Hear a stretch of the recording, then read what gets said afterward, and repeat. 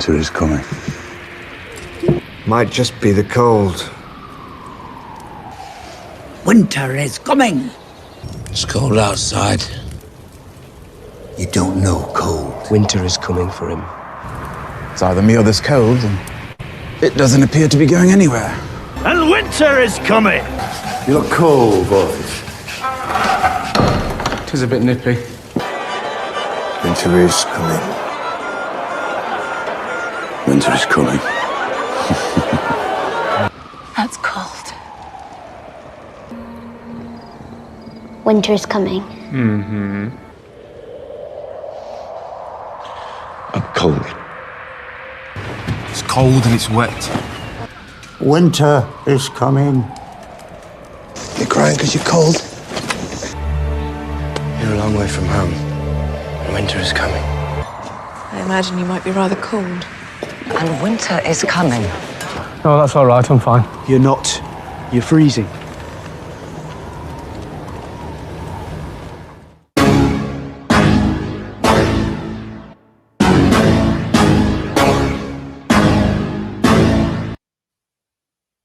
And winter is here. Yeah. My man Russ. How you doing? Cleveland Indians. Cool. Yeah. Nice selection. It's a form of protest. Because it's no longer Cleveland Indians, is it? No. And I love the Chief Wahoo. And nobody in Cleveland likes the name Guardians. They all hate it. Yeah, that's stupid. Stupid. Yeah. I can remember collecting baseball cards and from the 1960, and I just always loved the Cleveland Indian logo. Great logo. And they had that period where their uniforms were sleeveless, and then they had the kind of the red under. And the Cincinnati Reds had that too. The Cincinnati Reds had it, and they had this guy Rocky Colavito, who played for the Indians, who was a great hitter, right? The Rock. And that's I've always been a pretty big baseball fan, but I would listen to the Kansas City A's games on the radio because I was living in Kansas as a kid. Yeah. And really was very loyal to them, even though they were terrible. And I kept saying to my dad, I said, let's go to a baseball game. Let's go to the baseball game. Let's go to the baseball game. And until I reached 18 years old and I was on my own, I never went to a baseball game. I never went with my dad or anything else. Was Tex not into baseball? No, he wasn't. No, he wasn't. He was just strictly. I think he kind of liked football a little bit. Right. Yeah. The Kansas City A's. What a worthless team. Well, the A's have had I'm an A's fan. I grew up in Oakland. I was there for, the great teams of the 70s where they won 3 World Series in a row and probably could have won more. Those are good teams. They were great, and they were colorful and caustic. But if you follow the story of the A's, all the way going back to Philadelphia with Connie Mack, they've always had a weird history, and going to Kansas City and having a couple of owners, and Charlie Finley comes in and says he'll never move the team. And of course, 3 years later, it was more than 3 years, probably about five or 6 years. He moves the team to Oakland in 1968. And then here they go again, right? They're on their way to Las Vegas, and amidst just a lot of controversy and high strange. It's an interesting organization. They pioneered this whole sabermetrics and Moneyball thing, and Billy Bean, and that's one of the great movies of all time. Moneyball. I love that. You know what's interesting about Moneyball is there's kind of a dark tone in that movie, and I always tried to figure out why. Brad Pitt portrays Billy Bean as kind of impatient, but there's also this kind of dark side that he has with the whole thing. And I always tried to figure out, why does this movie have such a dark tone when in reality, they figured out a way to beat the house. right? And you would think that it would be way more celebratory. And maybe this is just my own projection, but for me, the introduction of sabermetrics is kind of the end of baseball. And they just wind up going by numbers and data, which is kind of nonsense. You know, the whole theme of the movie was that you get rid of all your scouts and your intuition about players. So my dad would have totally rejected that. He would have been one of those. See, he would have been one of those old scouts there at the desk that they had to run out of the place. That Billy Bean had to fire. That scene. Well, what it's done is it's, to me, and we're going to go pretty deeply here into Maxwell and Epstein in a minute, and Israel. But what it's done for me with baseball is it's turned it into a soulless sport. Mm-hmm. And because it's just based on data points. And, you and I can probably remember pretty easily off the top of our head at least 5 baseball players with nicknames. Easy. Yeah. And not too many players hung around the same cities, played their careers in the same cities. Right. You got guys like George Brett, who I always loved. I always thought he was terrific. Brett's one of the most underrated players of all time. And again, it's Kansas City. It's this small market stuff, Kansas City Royals. Right. Yeah. Anyway, my whole experience as a baseball fan is that, we moved to Seattle when I was 17, and they brought in the Seattle Mariners, not the Seattle Mariners, the Seattle Pilots at Old Six Stadium, kind of down in the tough part of town. Right. You were there. So yeah, I was there all the time. We would skip school my senior year sometimes and go out to see the afternoon games. They played a lot of afternoon games. I don't know why they did that during the week. They had Don Mincher. He was one of the guys on the team, and they weren't any good. No, they were competitive at times.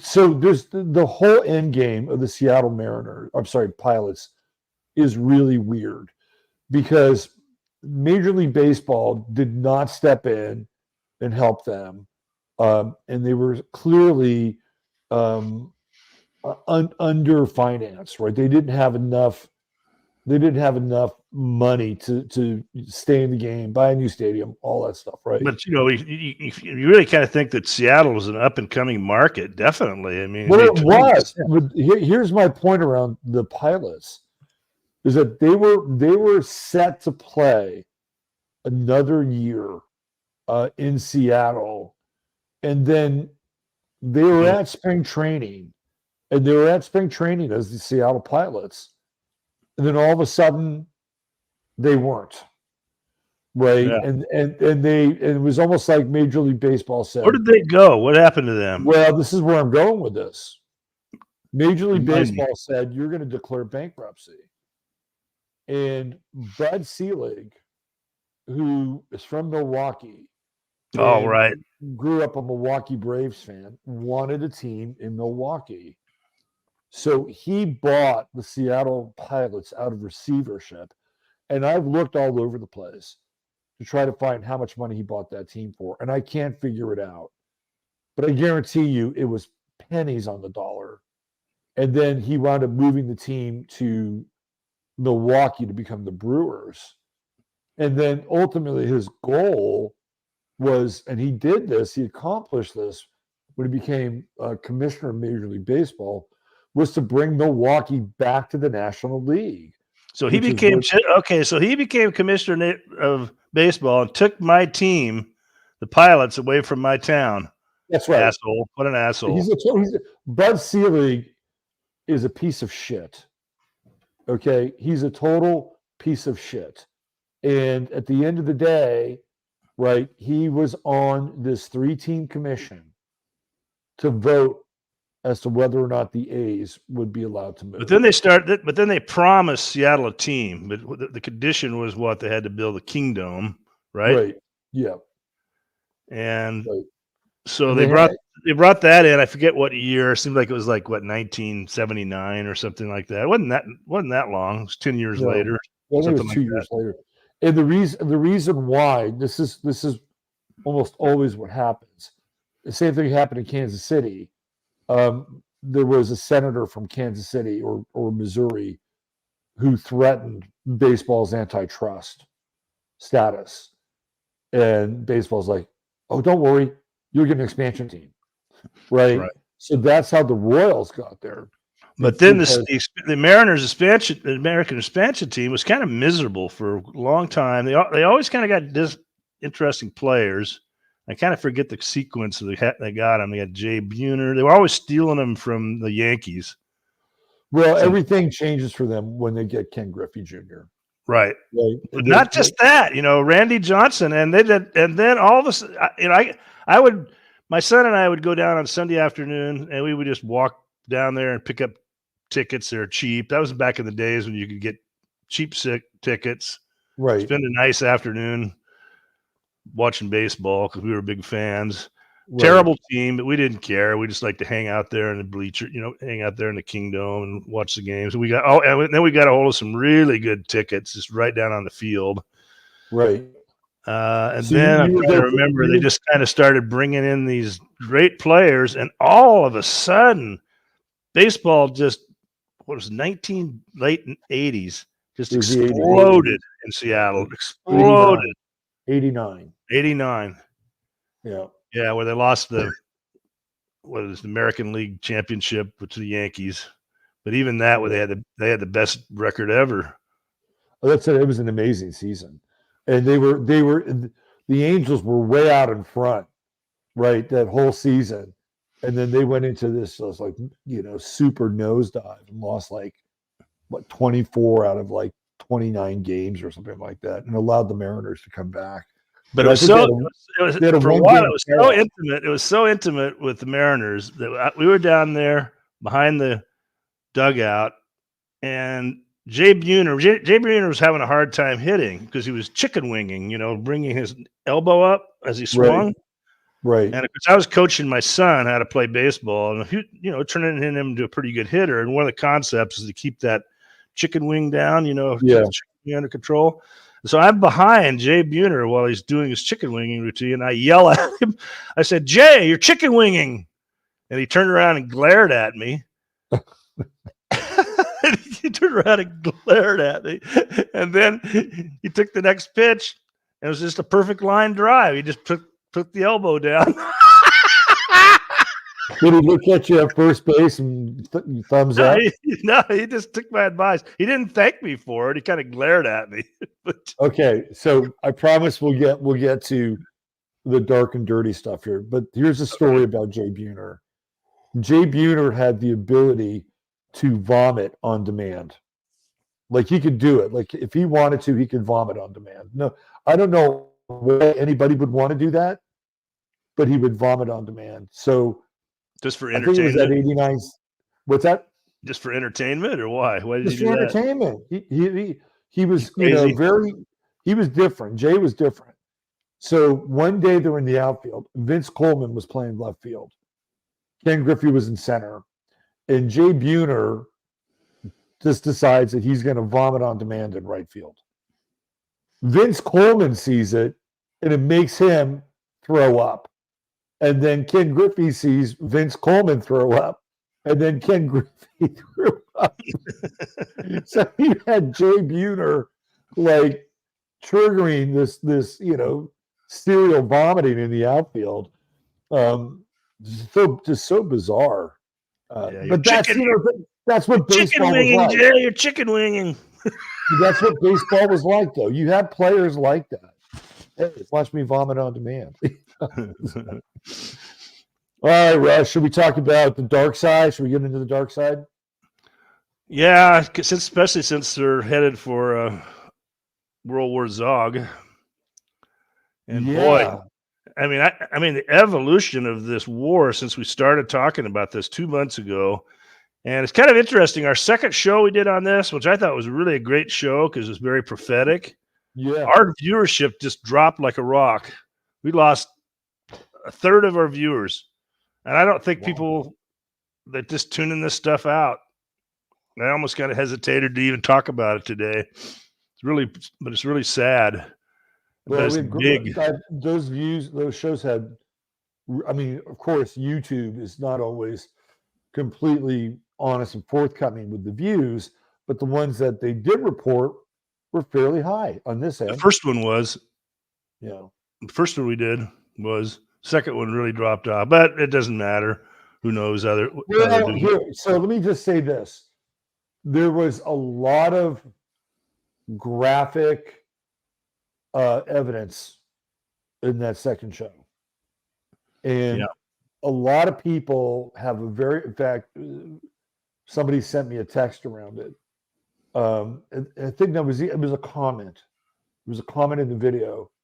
And they had said, I had been avoiding this subject because I knew what I was going to find and see, but I trusted you and Russ.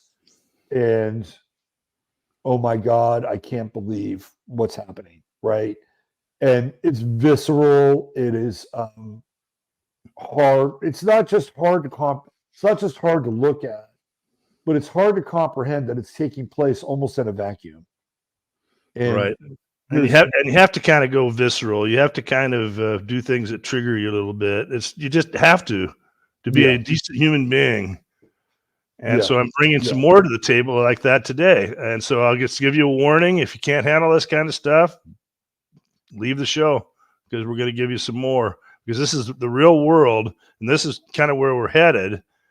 And Americans, I think it's too late for Israel. I think they've really got themselves into a beehive. There's been supposedly the first 2 months after October 7th, 450,000 people left the country. It was 9.5 million. So they've lost 500,000 people so far. Who knows how much in the last month? There's almost no immigration into the country. It's got to zero. The Houthis have cut off their trade, cut off their shipping into one of the main ports that they used, to go to the Asia and to the east. So they're really totally cut off on that. Their economy is collapsing, and they're fucking getting their asses kicked because the Hamas, or the militias, I'll call them, have gotten very good. They have really adapted to this war, and they've let Israel in, the IDF in, kind of stretch their lines. And then the IDF keeps talking about controlling certain areas. But then you see over and over and over again these attacks to the rear, the ambushes. And the difference of the combat is very interesting. The Israelis sit there in the windows, looking out a window in a building, exposing themselves. And maybe you can bring up, I think let's take a look at this. The last clip that I sent you, the war clips, combat clips near the bottom. Let's analyze it. Are you there?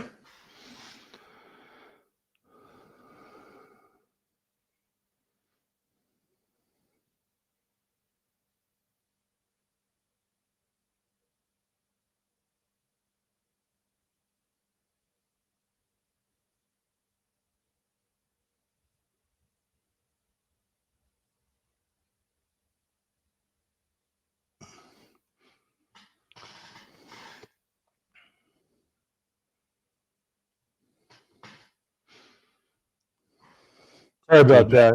You had to reboot. This happens every now and then, especially. So what I was doing, I was just talking about evaluating some of the combat tactics, because I think it's kind of important. And the Israelis the IDF is not reporting their true losses. They're taking a lot of wounded, and they have very effective medical systems. So they get their wounded soldiers out very quickly and get them into medevac. That's saving a lot of them, but there's thousands of wounded. So give us an update, because I think a lot of people, I might throw myself into this category, that a lot of people that are viewing this are seeing, the decimation of Gaza, and this idea that it would not be a workable environment and thus force people out, right? Like, the genocide's going very well for Israel. Right. But I'm talking about two different things, because Israel is going to get involved in a all-out war, not with just Hamas, but with a lot of other people. They're involved with the Houthis. It looks like the war with Hezbollah will expand, possibly Iran, and they can't even really handle Hamas. That was the part that I was going to ask you about. So give us an update on, the counterinsurgency, because we never hear about it. No, I've been writing about it a lot. How's that evolving, and what are you seeing as some of the tactics that are being deployed here? Well, pull up the last combat clip and let's just evaluate it, because it kind of gives you an idea. And keep the volume fairly low so I can kind of speak over it. Okay, so it is is it the Camarazman Saif? Is that the one, or is it one of the other? I kind of labeled it under the term combat footage. All right, there it is. Okay, so let me do this. Okay, I'll bring the volume. This combat footage is highly illustrative. Okay, so it looks like it is coming from some kind of Arabic source. Yeah, they filmed this stuff and put it out. All right, let's take Israelis hide everything and hide their casualties. People, you're not going to see this footage in many other places, so pay attention here.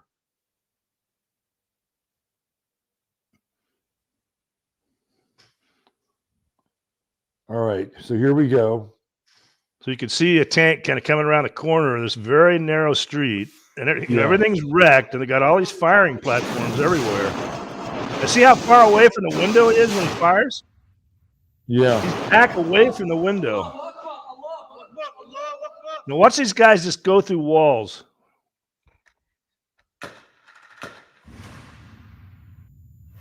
It's peekaboo over the... Very accurate with these RPGs. And again, see how close they are? See how close they are? See how close they are? Yeah. Look at that. Yeah. Right on top of them. No way to defend against that. The little sensors that they have on the tanks don't work at that range. So they're closing on them, and they're using these buildings, and they just stand back away from the windows and the doors to fire. Now look at the Israelis. They're just sitting there in the window, getting picked off because they're not trained soldiers. They're reservists. Go in once in a while for some weekend training. They're completely in over their heads.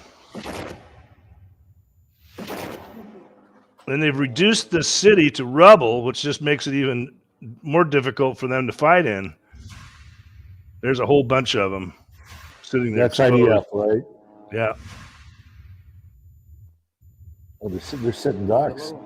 Yep. 10 of them. They got 10 of them on that one.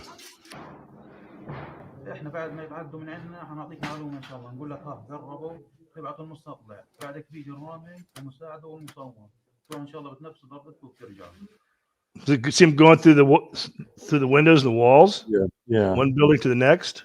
Yeah.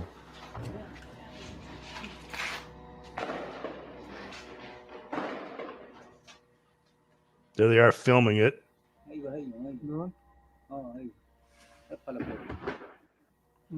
Guys standing in the window, what? Exposed.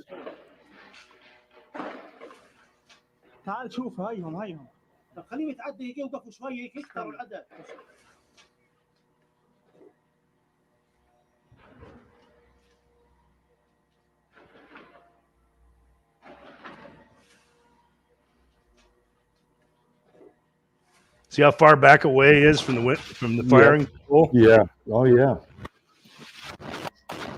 Unlike the other guy. Exactly. So the tactics and the way they've kind of closed, they have a lot of courage, and they've just managed to conceal themselves and pick their opportunities, their kill opportunities. And just threw a grenade at a bunch of them. This is almost like a video game, Russ. I know. Well, they're pacing it a little bit. I think there is a little editing going on.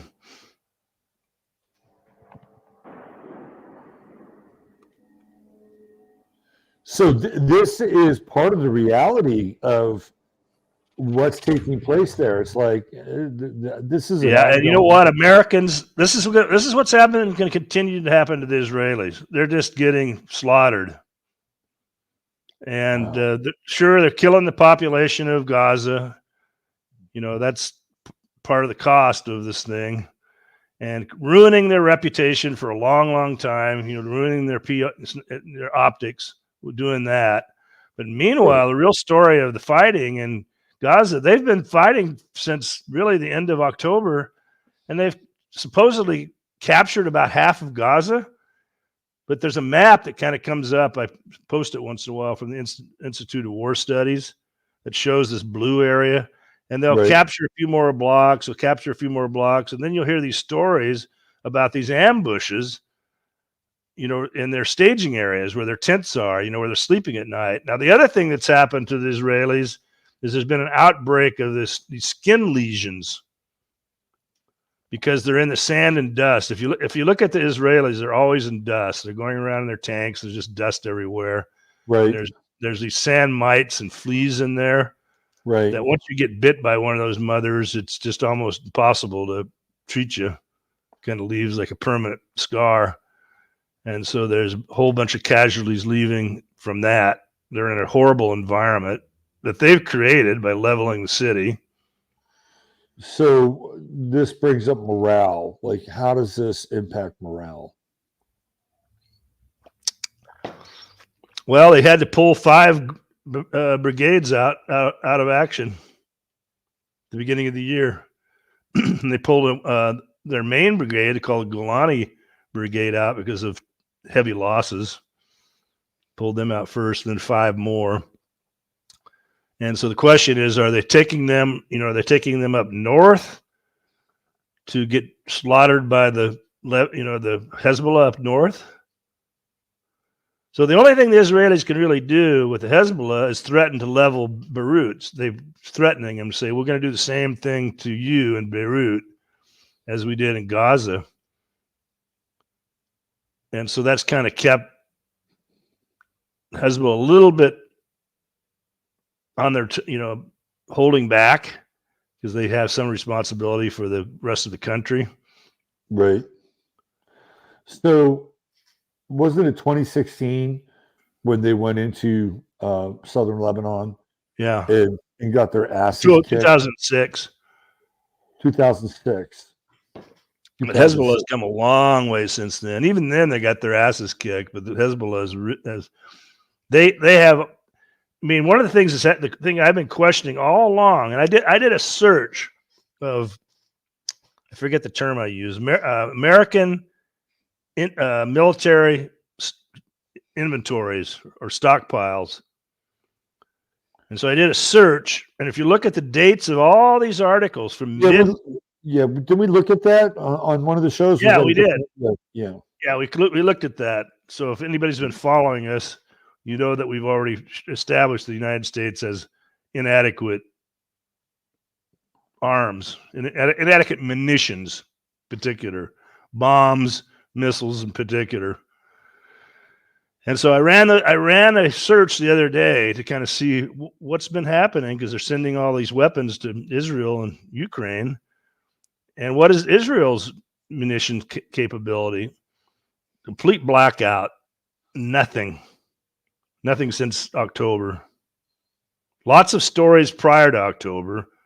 And meanwhile, you have this big war on where Israel's already dropped the equivalent of 3 Hiroshima bombs on Gaza. Right. Isn't it like 65 bombs?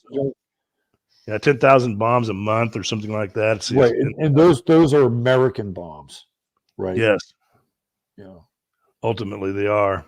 Yeah. So people don't understand, or maybe they do, but they don't really connect the dots, that theoretically we're paying for that.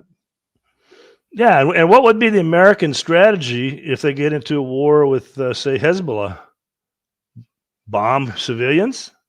Really, that's about it. Yeah, so I mean, this is a really interesting point in the discussion because what was it? 3 days ago, they supposedly took out 2 Hezbollah commanders in southern Lebanon, and then again, supposedly they took out some Hamas commanders in Beirut. Soleimani's cemetery, his gravesite. Yeah, right. So they're pushing out. Yeah, they're pushing the envelope and they're kind of like instigating, like poking the stick at the snake. Right. Trying to get the snake to strike. Right. But that's how crazy these mofos are. Something really wrong with the Israelis.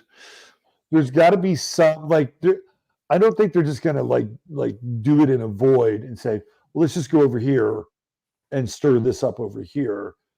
I mean, not that I'd like to think, but they theoretically have some plan, right? Like there's some plan in place. And is it the plan to draw the Americans in more? I don't think Europe wants to get involved in this. They're already entangled in Ukraine. Like, what is their plan, Russ? Well, I think it's to try to concoct a big conflict with the whole region and just kind of win some kind of total victory. But meanwhile, they've had to pull 6 brigades out of combat. Right. And try to get their economy back in. I mean, they're really between a rock and a hard place. They're in a beehive. I would hate to be strategically where the Israelis are, because the only question I have is how much munitions do they still have? How many losses do they have? You know, how much the strain is showing up? You know, how many people are in the hospital from war wounds? And that's going to keep pounding and piling up because that's true. The militia in Gaza has learned how to fight. Right. They've adapted to the situations, and I'm not so sure the Israelis have. Now, maybe they will. They got to be looking at what's going on, but they use their weapons too much, firing at ghosts all the time. They're throwing grenades all the time. There's a guy named Greg Stoker. Everybody should look him up on, I don't know where you can probably find him on Twitter and listen to his comments. He's like a former Ranger sergeant. Right. He talks about their tactical stuff, and he's really critical of the Israelis. He says, you know, what are they doing? What are they shooting at? Right. Why are they sitting there in the windows like that? Right. Why do they think that they're safe sitting in their tents drinking coffee, you know, in a war zone with these guys popping up out of the tunnels? Right. Well, do you think it's this not so latent sense of superiority? Yeah, I think it is. Like nothing's going to happen to us. We're chosen. We're good. We're good. So they got this mythology about themselves that is really being destroyed. And so how is the morale? I guess it depends on how much they continue to fool themselves. And are they really want to roll the dice? And does the United States really want to get involved in this type of warfare? The United States is like tank warfare and artillery and right. I mean, you just saw what they're dealing with. We could watch a couple more. Let's just watch the next one up. Okay.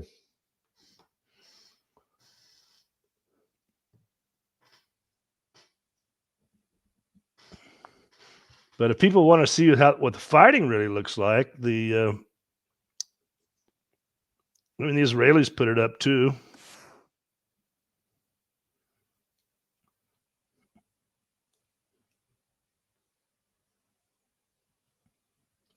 It doesn't look to me like the Israelis cover their tanks very well. There's one of them. I think maybe the second one I sent you. Yeah, let's just maybe it shows up in this one. I think it's this one. Yeah, where he goes to attaches a charge to right on the tank. So this is 12:30. So last week. Now this is an area that they should have secured. right? Yeah. It's kind of on the outskirts. And they've got their tents set up there, their camps. This area should be secured. It's totally exposed. Yeah, but they shouldn't have any lines of fire on this. Right.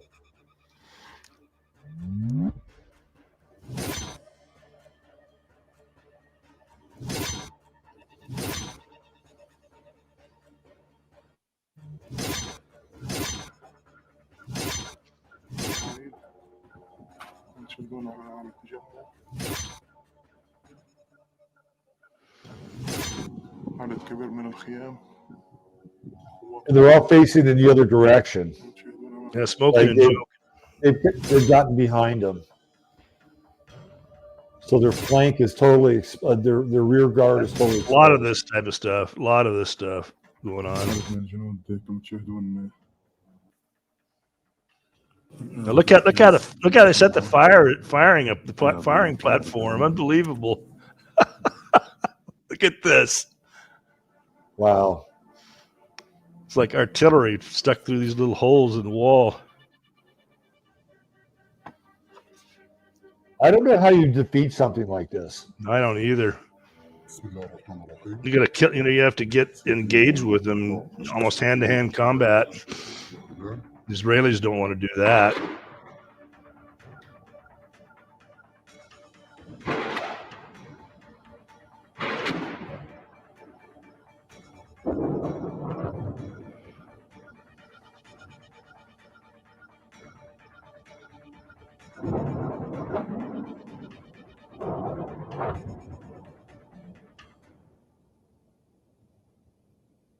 So they got a 6 quick rounds on these bases.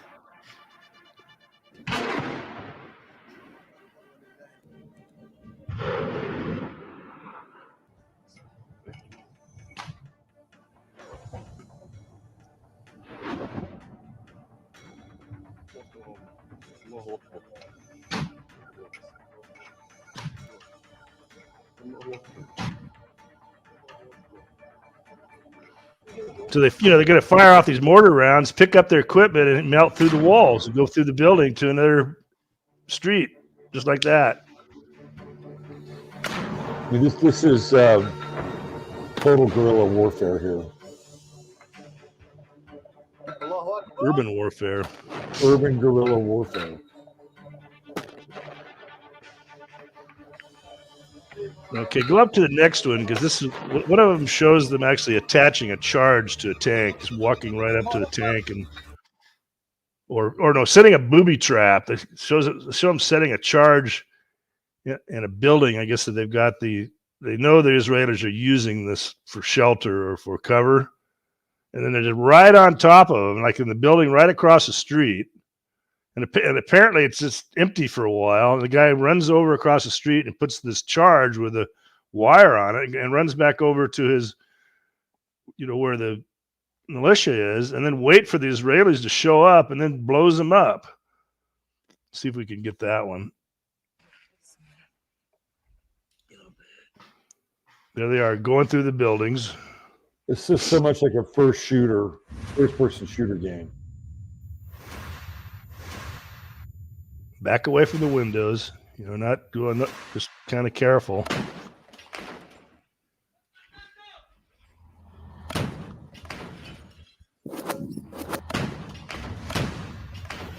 That's a hit. They're good. They know how to use these weapons. They're very well trained in these RPGs.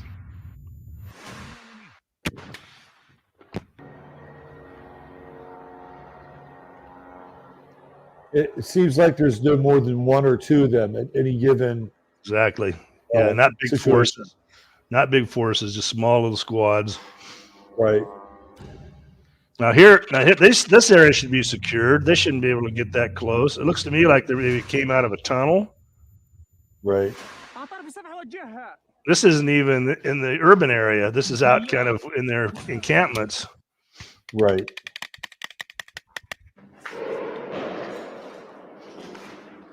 It sounded like a claymore. Yeah, they use those too.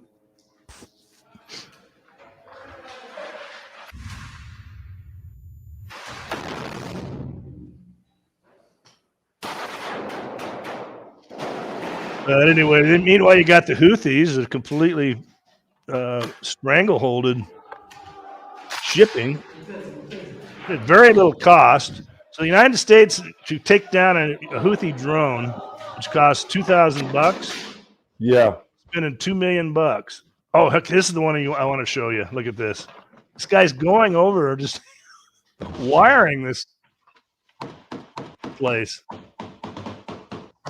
So he's getting cover here, right? This is cover. Did he come back? No, they blew him up.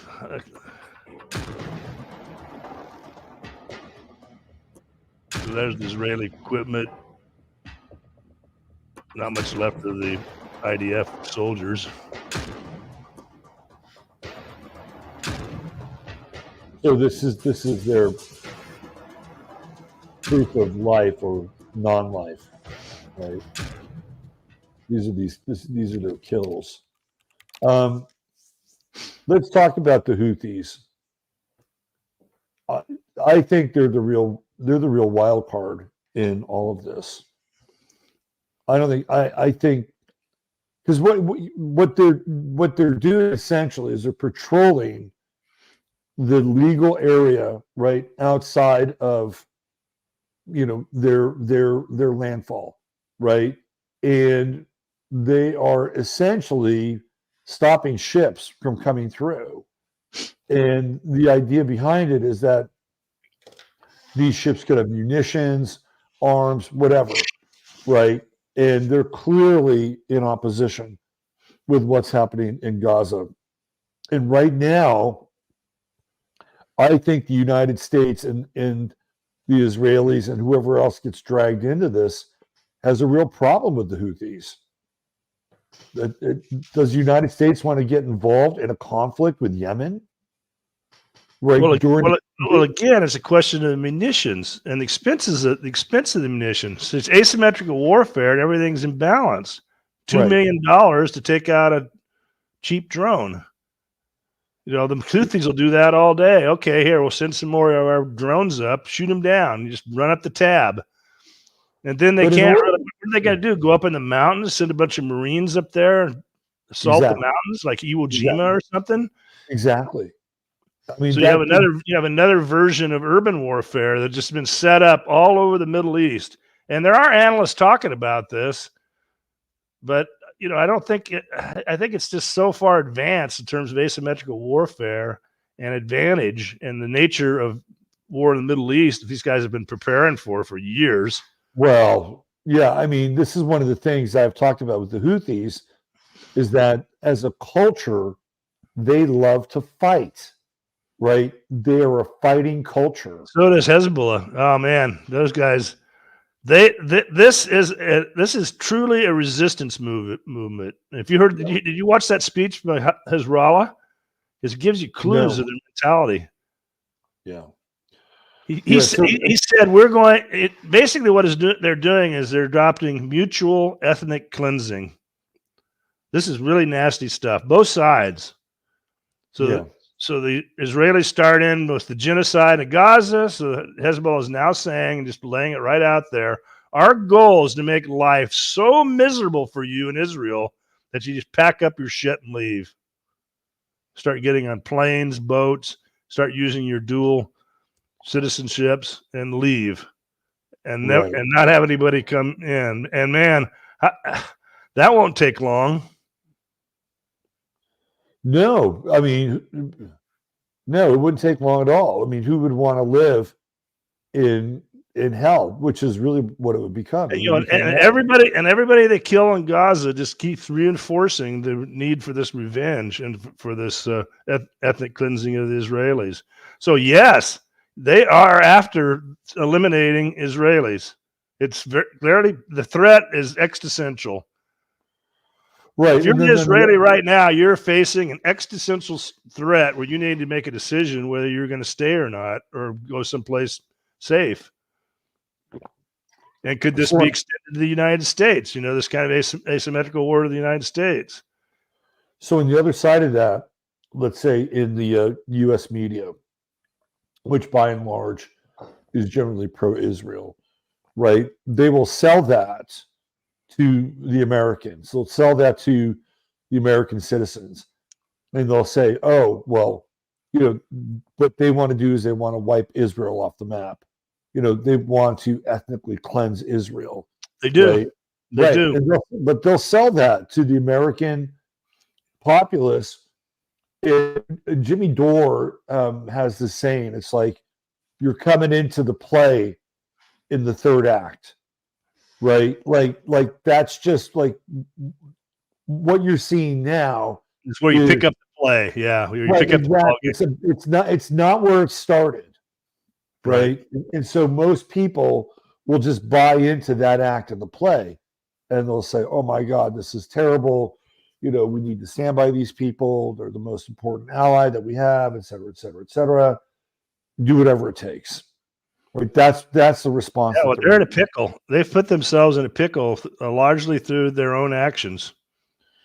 Right. And so Biden has been almost completely MIA around all this stuff. And Blinken's been involved. Are you keeping up with where Blinken is with his faux diplomacy? Well, the only thing they can do is just give the Israelis some more bombs to, you know, continue the genocide. That's what they're doing. Yeah. You know, the kind of warfare they're fighting isn't anything the United States can really help them with unless they want to send their own troops in there. You know, maybe the U.S. has some elite urban warfare guys that might want a little practice. Right. Against guys that are fanatics and very good at what they do in their own terrain. What do you? I would love to be at West Point or someplace waking some people up about the nature of this kind of warfare. And they haven't even gone against Hezbollah yet.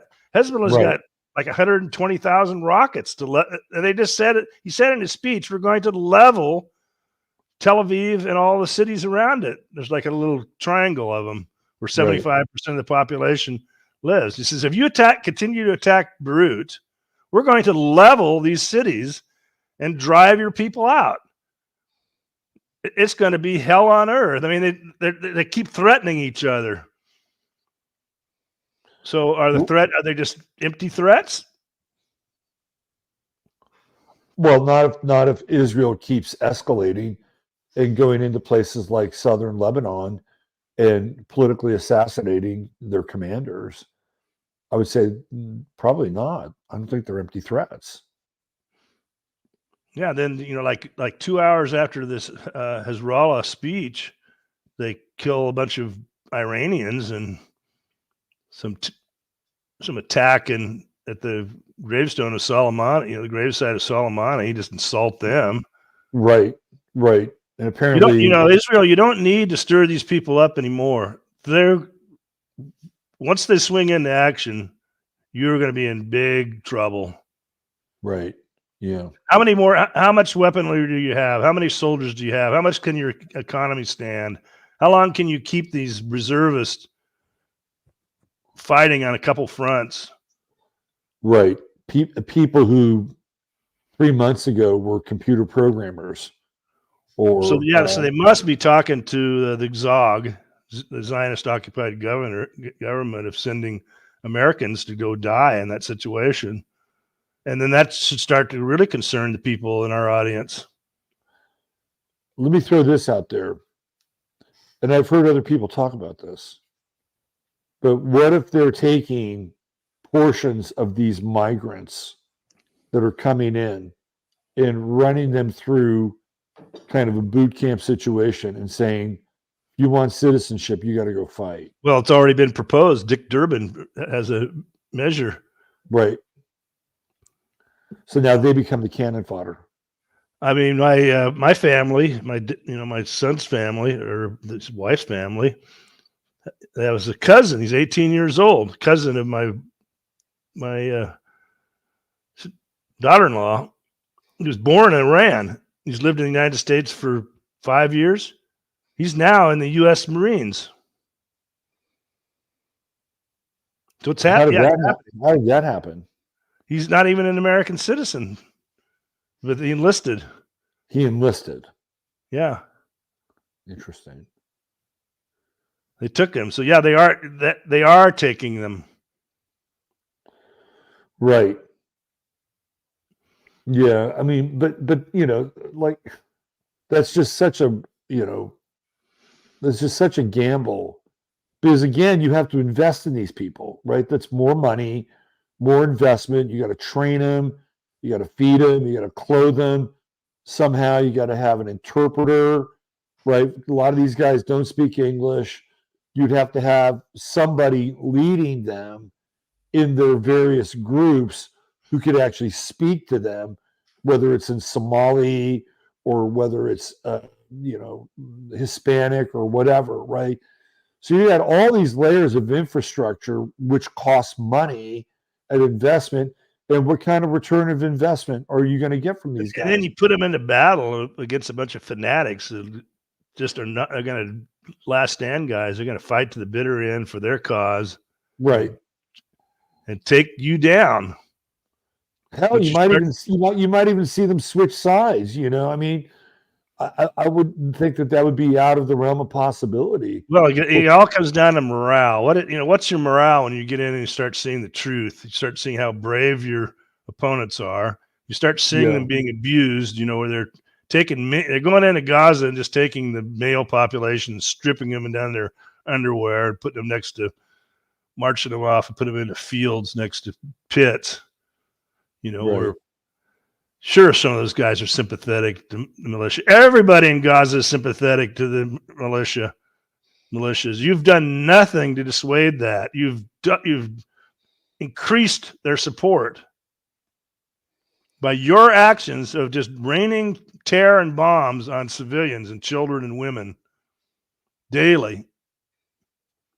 And now the weather's getting real cold. There's cold wind and rain coming in. It's actually kind of flooding in some of these areas that they've got them. So now things are really getting miserable. Yeah. And there's a big petition going around Israel right now to completely cut off all humanitarian aid, not to allow any humanitarian aid into Gaza. So that's the attitude. So you don't think that's not going to be reciprocated? That's not bad karma? They don't seem to be any concept of karma. I mean, karma.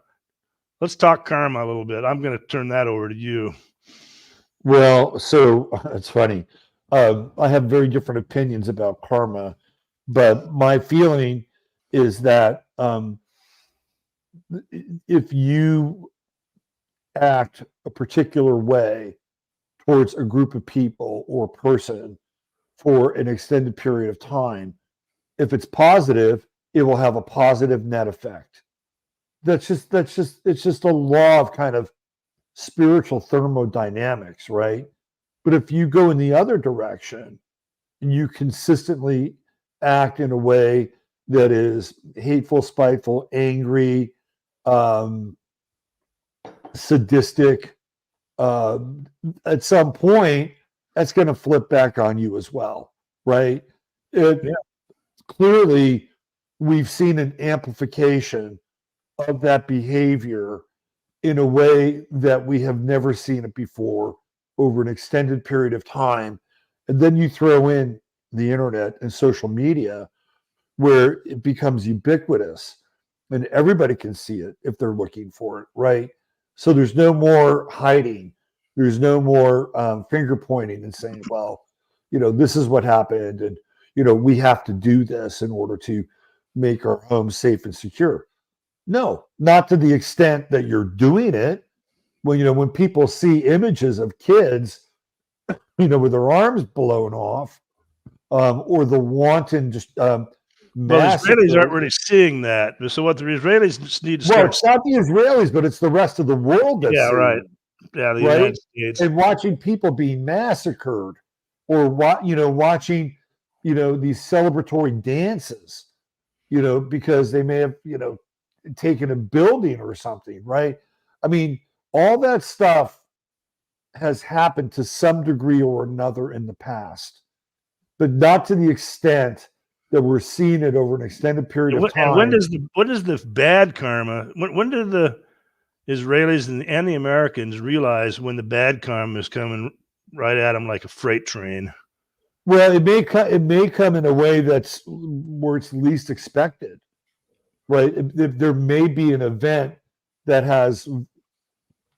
It may not be direct, is what I'm saying. I mean, let's say, for instance, I'm just throwing this out. This is off the top of my head, and it might be biblical. But let's say, Israel does grow its own food, right? I mean, they have orchards, and they're responsible for some growth of food. What if all of a sudden they got a blight on their food?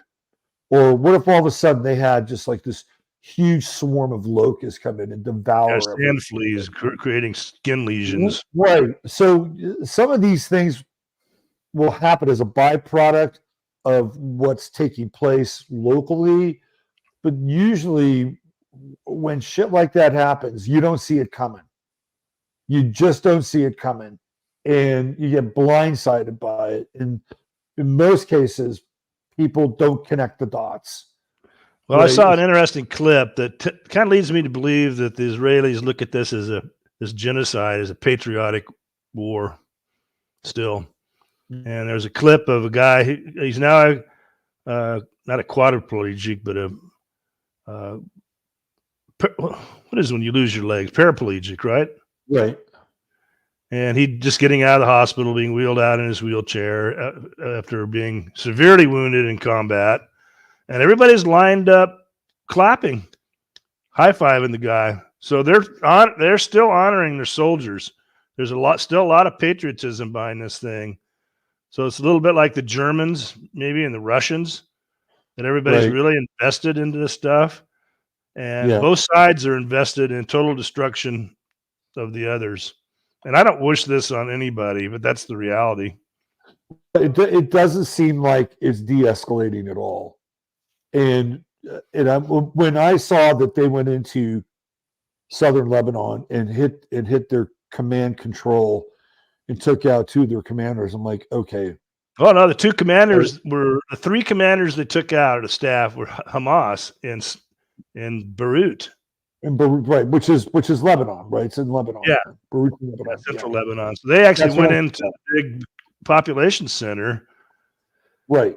And when I saw that, it's like, okay, they're moving the war theater out of Gaza, and they're going to extend the war theater now. And to me, just go to a total atrocity. They can't really fight. They can't really fight Hamas without taking big losses. So we'll just go to a total atrocity mode. Right. Yeah. Find another city to bomb if they have enough bombs. And I have a question to that. So here's another thing that popped up today. I was watching. I don't know. I was getting my tires changed this morning, and they had Fox News on in the background, and they were interviewing somebody from the Biden administration, and they were talking about what's going on in the Middle East. And one of the things that she brought up, and I was talking about this, I think yesterday or the day before, was ISIS. Right? And ISIS is completely an American creation. Right? It's the Americans. Well, they're saying ISIS was behind the attack on the Soleimani thing. Exactly. Yeah. Right. And so ISIS, by the way, never once crossed swords with Israel. Never once. No. Right. It was like, oh, we want that bad guy in Syria. That's really our, that's our goal. So now ISIS has popped back up again. So now they've got ISIS, that they're reintroducing ISIS. And they're like, well, ISIS, they were kind of like allies for us. Right. So I don't know what they plan on doing with the reanimation of ISIS. Fight the Iranian militias in Syria and Iraq. And possibly, and ISIS is nothing more than a bunch of mercenaries from that's all they are. Yeah. Right. You get some Turks, right? You've got some Israelis. I mean, that's really what ISIS is, a creation of all those entities together. But now they're bringing it back. It's like, hey, let's resurrect ISIS. Well, they got to do something because they're kind of really facing a lot of fronts that they have to try to counter. Yeah. And just tipping it so that Turkey could come into the war, Iran. Iraq has told the United States to get out, leave. Right. You're an occupier. And that's the attitude of all these countries. Saudi Arabia wants to stay out of it. Jordan wants to stay out of it. Egypt wants to stay out of it. But Israel's making demands on Egyptian sovereign territory, pissing them off. So have you heard that the Israelis want to relocate the Palestinians to Africa? Have you heard this? Yeah, Congo. Yeah, they're throwing that around.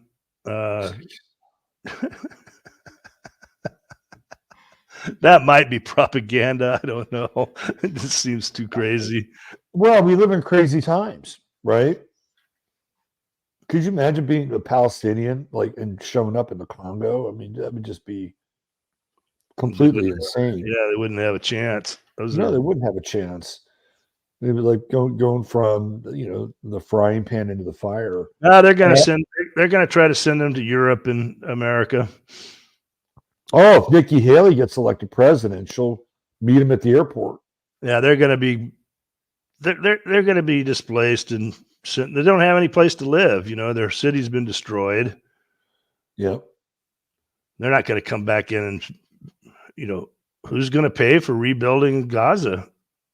And exactly. Rebuilding it for Palestinians? Are you kidding me? Exactly. Elon Musk went over there, but that was just, a photo op. Nobody wants to go in and rebuild that. But let's talk. What we might do is shift gears. Let me see if there's anything more I want to hit on. I got the story low on munitions, karma, and people. So you've got the Israelis are packing up and leaving. It's ongoing. Who knows how many have left in the last month? 470,000 in the first 2 months immigrated. No, these are Israelis and not Palestinians. Correct. Yeah, because Palestinians they can't even leave. They're trapped. That 470,000 people is a big number.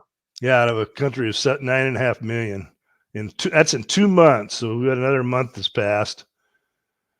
And what is the birth rate of the Israelis? Have you ever looked into that? I don't think it's very high. I think it's kind of almost like European. It's a gay country.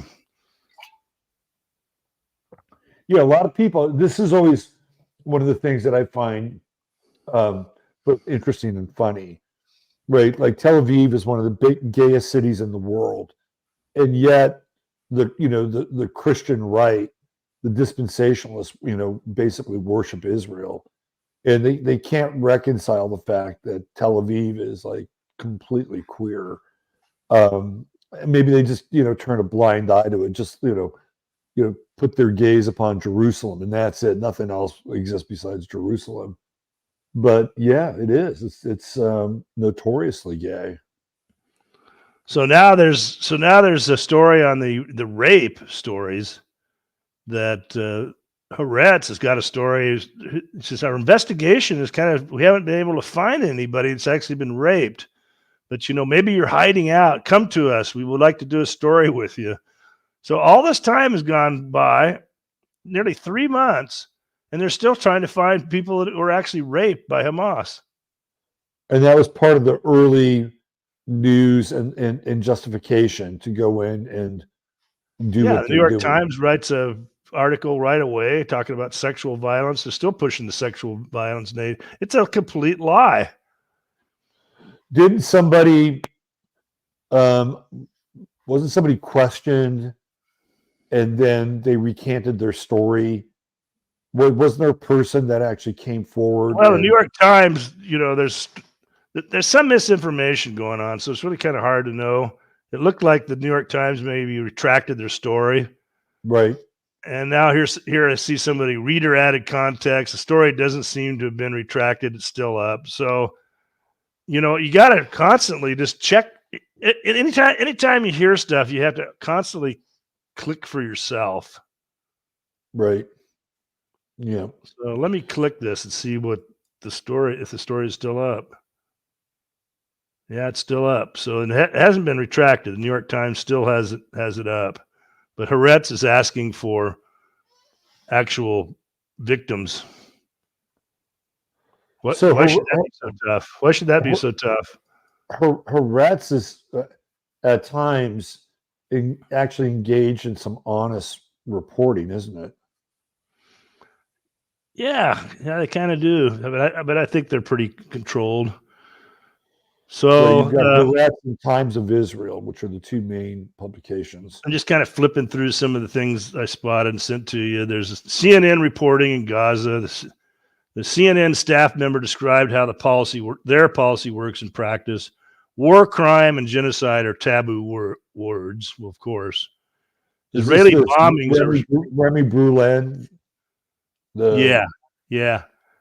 Israeli bombings in Gaza are reported as blasts attributed to nobody. Oh, they do that a lot. Let's look at this. This is actually pretty interesting. Look into Newspeak. Let me bring this up.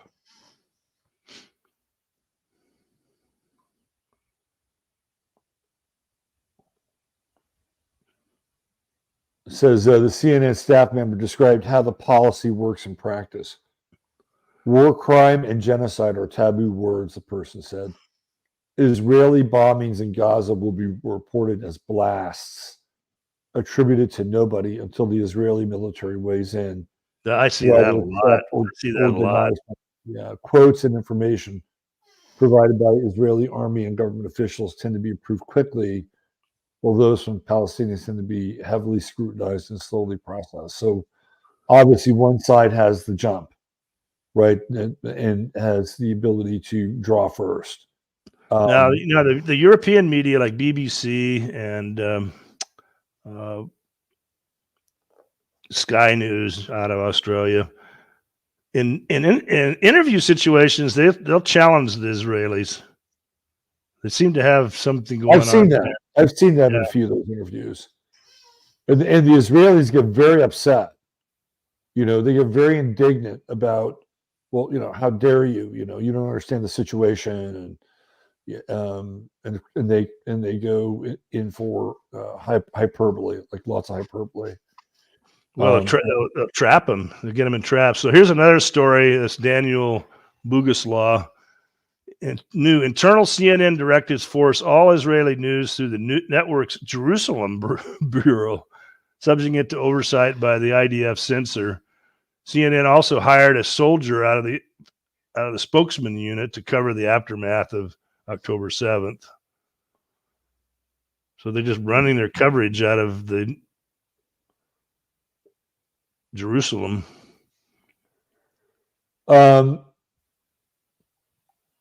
Do you want to shift gears and talk a little Epstein?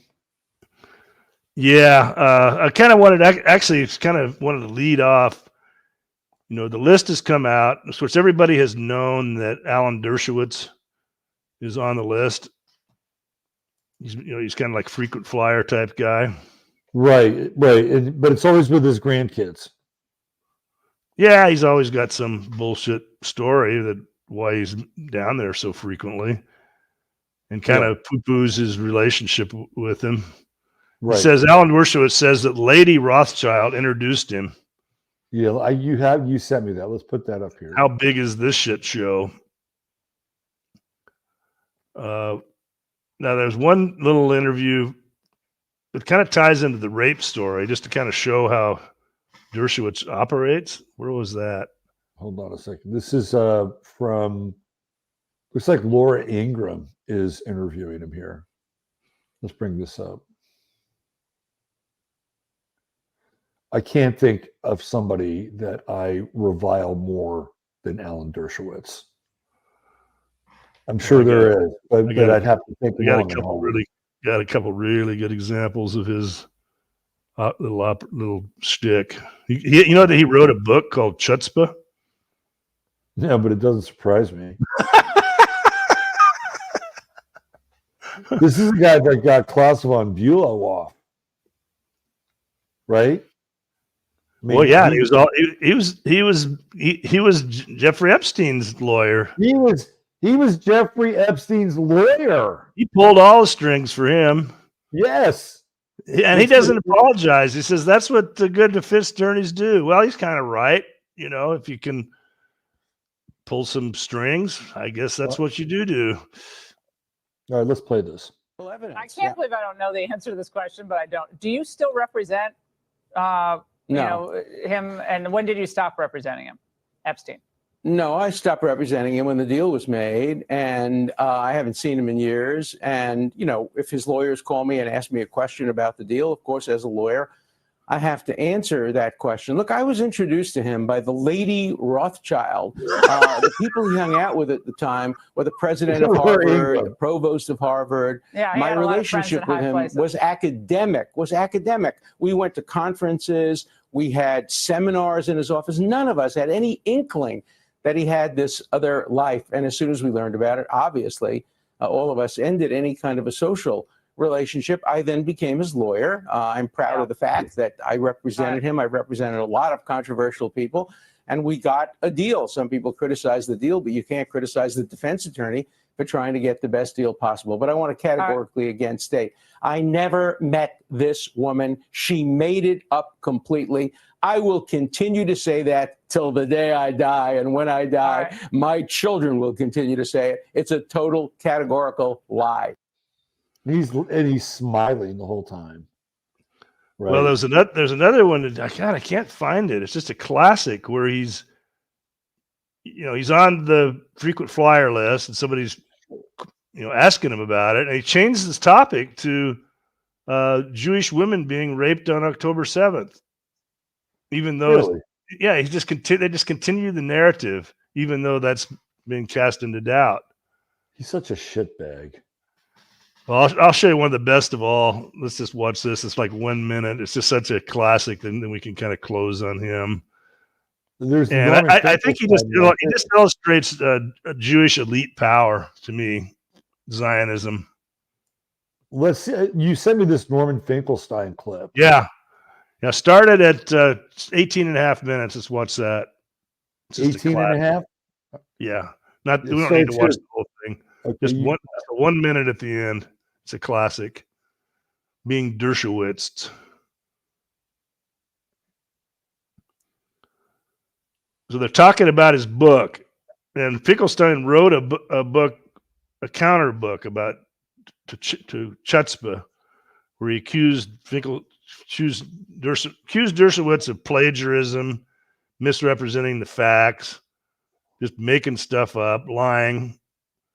And so during this little discussion they're having, Finkelstein, as you'll see, offers him $10,000 to point out anything in his book that's not truthful. Okay, watch it. Let's watch it. I would give $10,000 to the PLO in your name if you can find historical fact in my book that you can prove to be false. I issue that challenge. I issue it to you. I issue it to the Palestinian Authority. I issue it to Noam Chomsky. I issue it to Ed Said. Every word in my book is accurate, and you can't just simply say it's false without documenting it. Tell me one thing in the book now that is false. On page 80 of your book, you write, according to Benny Morris, between April and June. Benny Morris being an Israeli historian. I have a copy of his book here, which I'll hold up. 2,000 to 3,000 Palestinians were made refugees during the second stage of the flight.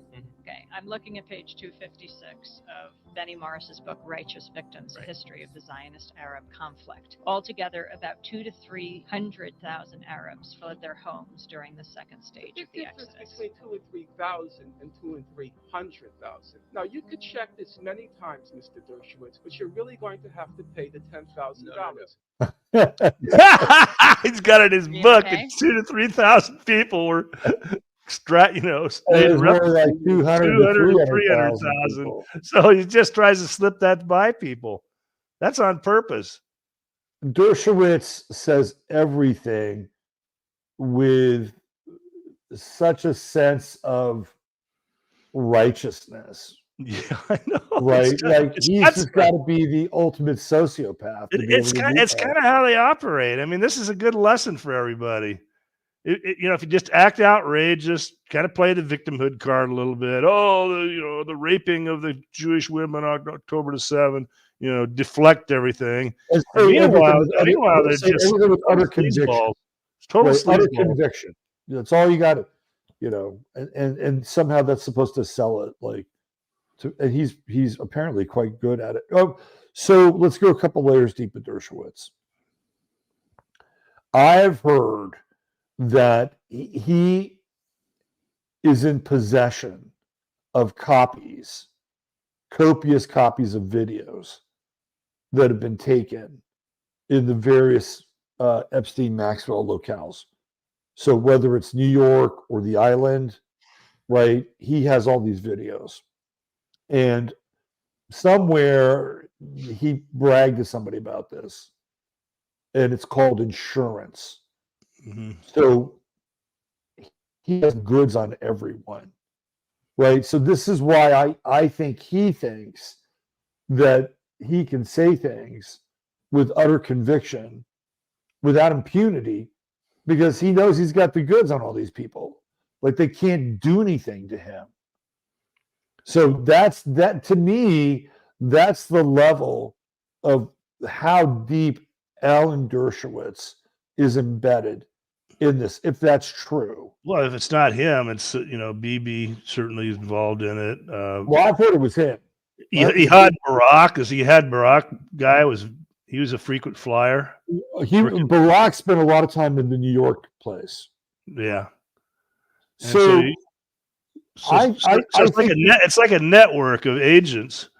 And now you're seeing it put into play. They really right now it's full court press. They need everybody on board. They need to call all their chips, right? Pay the bribes, do the blackmail, green mail, whatever it takes, like a mob organization. And I think right now all the Maxwell and Epstein material is really being utilized, and the continuation of that. It didn't stop with Epstein. No, it doesn't stop with Epstein. So this is a really good point you bring up. We connect the dots with what's happening in the Middle East and this insane escalation. And why are American officials so blatantly pro-Israel? You got to ask that question too. Exactly. And then we bring it back to Epstein. We bring it back to Maxwell. And who knows how many other honeypot operations they have. And then look how slow the support peels away. Okay, I see Bernie Sanders. Okay, Bernie Sanders is Jewish, so he's got a little cover. He says no more military aid to Israel. He said that the other day. After 3 months of being on board, and all of a sudden he's had enough. Right. Well, clearly he's not on the list. Right. So I don't see Bernie Sanders going to, the island. He's not on the flight program. So he can say something like that. But you get some of these other guys, like this is just an example, Louis Freeh, who was the director of the FBI. Yes. Major character. Right. And so what does the FBI do? Louis Freeh has been involved in all the way back to Waco. Right. Yeah. As a lower back. Yeah, he is total Zionist control. He's Zog all the way. And just think about having somebody like that who runs the FBI. It would be like a J. Edgar Hoover situation. You get, if there was something you wanted to get away with and you had the goods on the guy, look the other way or go after your enemies or whatever it took, right? Yeah, I mean, that's how the system works. And there's a little chart I sent. Maybe you flip that up. That shows the relationship of Blinken and all this stuff. Now, Blinken is more familial. I don't know that necessarily have the goods on him. He's a inside guy, like almost like a Rothschildian type character. You see the little chart I have up there? Can I send that to you? Is this the weekend at Jeffries? Did I send that to you? Let's see. Yeah, you got a ton of stuff. Yeah, it's there. It's the The one that says French model agent pal of Jeffrey Epstein's found hanged in prison cell. Another one of those. Jean-Luc Brunel. Jean-Luc. Right. That's an interesting story. So he worked with Epstein and Maxwell with his modeling agent to traffic minors. He was really big. So he was part of the trafficking and the setup game. And there he is, a picture. If you hit that picture, it'll pop up. It shows him, French model agent pal found hanged in his prison cell. Shows a picture of him in 2022. And you see him standing there with a cap that says Israel Army on. Well, right now I'm looking at Blinken, Samuel Pissar, Maxwell in the center, Ghislaine. Yeah, I want to show that. I want to show that. And I also want to show this picture of this Brunel guy before he committed suicide, hanging out, I think, in the island. And he's wearing an Israeli Army cap that says Israeli Army. All right, let me see if I can find it. It's kind of buried. It's kind of buried there in the.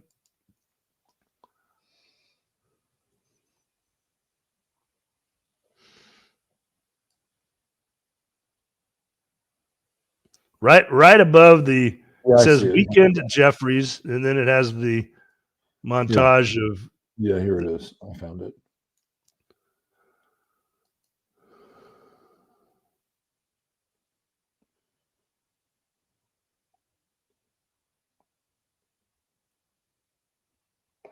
Yeah, that's it. Didn't he came up on this list this last time around as a really frequent flyer. Oh yeah, he's really close to Ghislaine Maxwell in particular. Well, he was one of the fixers, right? I mean, he would provide them with women. He's another one of these wealthy guys, you know. He's got a huge modeling agency that accessed him to beautiful women, particularly young women, that he would control, kind of like sex slaves. So, or high-class prostitutes, I guess is what you would call it. Didn't Melania Trump come through him? I don't know about that. It almost kind of seems like she's like squeaky clean, but that's kind of hard. She comes out of that sort of European model, kind of high escort world. I had heard that there was a connection between her and this guy. Maybe. I haven't really researched that. So is he still alive or not? This guy's dead. Theoretically, he's dead. He was arrested for, I don't know, trafficking, I think, of children, and just found hanged in his prison cell. So they shut him up just like they did Epstein. Or either that or they slipped him out the back door. Anytime you hear about being hung in your prison cell, right? That you hear that story, you have to also figure, well, they slipped him out the back door and he's enjoying life and wherever. Right. Just underground. Probably he and Jeffrey. I think Jeffrey slipped out the back door. I think he's still alive. Yeah, I do too. Yeah. And Megyn Kelly kind of spilled the beans. Yeah, she did. We'll have to see what that is. Okay, so then the other chart shows the pedigree of Lincoln, the little schematic. Yeah, that was one that I had up there earlier, right? If I can find it.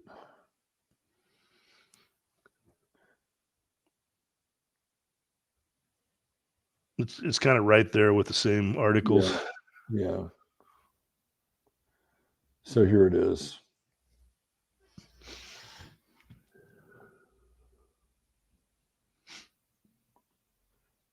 Right there. So Blinken is the stepson of Samuel Pissar, who was the lawyer and confidant of Robert Maxwell, who is the father. Robert Maxwell is, nobody denies that he's an Israeli agent. Wasn't he like a triple agent? I mean, he was MI6, he was Mossad. Yeah, he kind of got involved in some shit, right? And I think eventually The Mossad actually assassinated him out on I his think they boat did too. He was like face down next to his yacht, right? because he was threatening him. His business is going under, and I said he basically went to him and says, "I know a lot. I know a lot of your secrets. You need to bail me out. You need to give me some money." And so they got rid of him. But just because they got rid of him, that doesn't mean that the loyalty to Ghislaine Maxwell, who at that point was already an established, Cenarian agent, and Epstein. But Ghislaine Maxwell comes first, and I remind everybody that she's still alive. Right.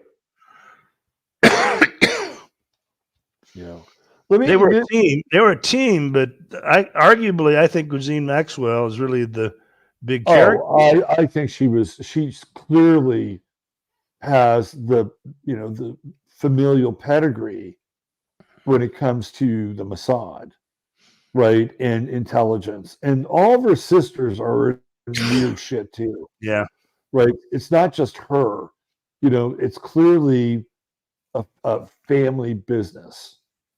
And they're off the top of my head, I can't remember exactly what they're into, but one of them I think is into like 23andMe kind of stuff. Yeah, right. I know. The genetic shit. I went for that 15 years ago. So you'll walk around one of these days and you'll run into yeah. I have a very unusual maternal haplogroup that's very rare, so they could target me pretty easily. There you go. We'll bring you in. My grandmother from Norway, turns out that she was a Sami. Oh, interesting. At least on the maternal side, the reindeer people. Yeah.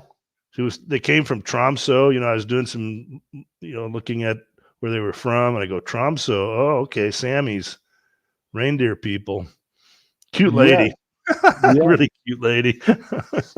So for the longest period of time, the Samis were one of the few groups in the world that had maintained their genetic composition and their bloodlines, right? Like Sami, it was just pure Sami. Well, what happened to them is they kind of got spared for a long, long time from the Vikings and the Norwegians, because the Norwegians got hit by the plague. Right. And the Samis were too far north. Yeah. So it was kind of acted as a barrier to being totally overrun by the Norwegians. So the Samis have had a lot of genetic testing done on them.